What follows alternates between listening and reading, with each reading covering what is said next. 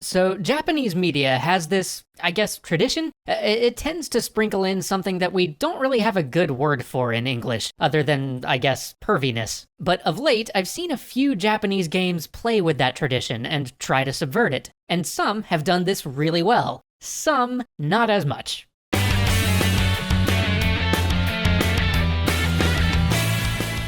The Japanese language has a handful of words describing a concept that, again, we really don't have proper terminology for in English. These are words like hentai, or its milder derivative, ecchi. They essentially mean lewd or perverted, but they don't come with quite the same baggage that those words do in English. This hentai sensibility can range from relatively innocuous double entendres to the more disturbing or uncomfortable moments, like the accidental boob grab, looking up a girl's skirt, or spying on them while they're bathing, accidentally or otherwise. Now, obviously Japan doesn't hold a monopoly on panderingly sexualized content. We do plenty of that here at home as well. But this particular tradition has become a well-trodden trope in Japanese media, and Japanese games have featured their share of these moments. But interestingly, I've noticed a few Japanese games lately that are consciously exploring this trope and subverting it, calling attention to, or steering away from, the leering and non-consensual aspects of this stuff, and instead using zany humor or context to make it easier for us to discuss and question the things which society has taught us are embarrassing to talk about.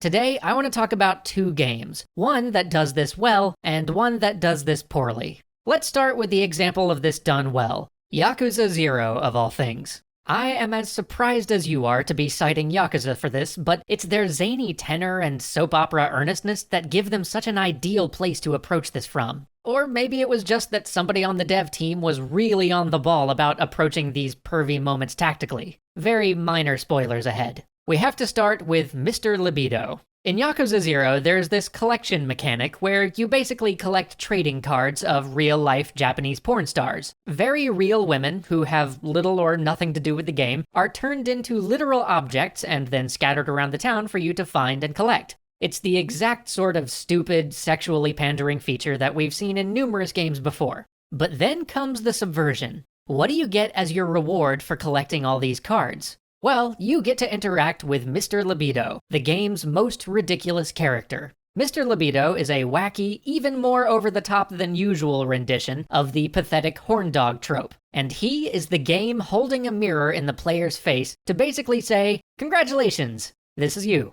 All Mr. Libido wants to do is look at these cards and fantasize about the women on them, and the game is basically suggesting that if you too are all excited to collect these fairly tame images of real-life porn stars, you are Mr. Libido.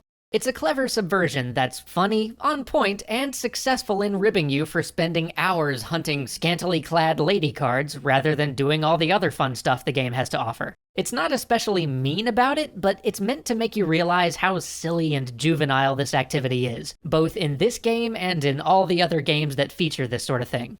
Then there's the scene where a literal child asks you to buy porn for him. This is played for humor, with the joke basically being, isn't it funny that a grown man is buying porn for a prepubescent boy alone in the street? So, okay, that's the pervy bit, but then the game actually goes and makes this a really endearing story that asks us to consider what actually matters here. Yakuza's main character, Kazuma, was an orphan. He grew up always being let down by adults, or feeling like they always lied to him, and he has carried that weight all of his life. When this child asks Kazuma if he'll buy a magazine for him, Kazuma naturally says yes, on the condition that the child goes home afterward because the street's not a safe place for a kid alone. Then Kazuma realizes that the kid is asking for a porn magazine. The child doesn't even realize what the magazine is. He just thinks it must be amazing because it's the only magazine he's ever seen that people apparently think is important enough to protect by sealing in plastic.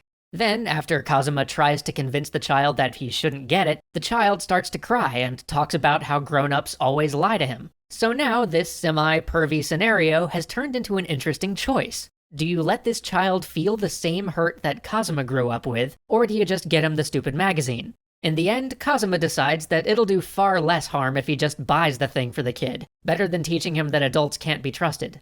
Oh, and then actually procuring the magazine is this adorable little stealth minigame because your main character is embarrassed to be seen buying porn. Then there's the dominatrix. This one's really just about bringing in aspects of sexuality that not everyone might feel totally familiar or comfortable with. Now, usually these scenarios are played for laughs, as an opportunity to mockingly say, "Isn't this weird? Everyone laugh at the weirdos." But that's not what's happening here at all. The humor here plays completely differently. The comedy here is instead that the professional dominatrix is simply too shy and polite to be good at her job. In fact, that's why she took the job, to learn to be more outspoken and confident. So your character has to let her practice her craft on you until she gains the confidence to do it well. And the best part of this is that it humanizes her. They're not making her a one-dimensional character played off for comedy because, boy, isn't the idea of a woman dominating a man funny, ha ha ha. And they're not mocking her for being a sex worker either. Instead, you get to see her insecurities. And the humor is in the fact that being a nice person in this scenario means participating in BDSM roleplay and giving her tips on what you think a male client might want from a dominatrix. Instead of framing all of this as disgusting or weird, this sequence makes BDSM and everybody involved seem human and normal. And there is plenty more of this in Yakuza that I could talk about, like the Host Cafe minigame where they try to humanize some of the hosts, or the 30 or so ultra softcore live action videos that they made specifically for the game, which are just embarrassingly bad, though I'm not sure that the subversion's quite so successful there.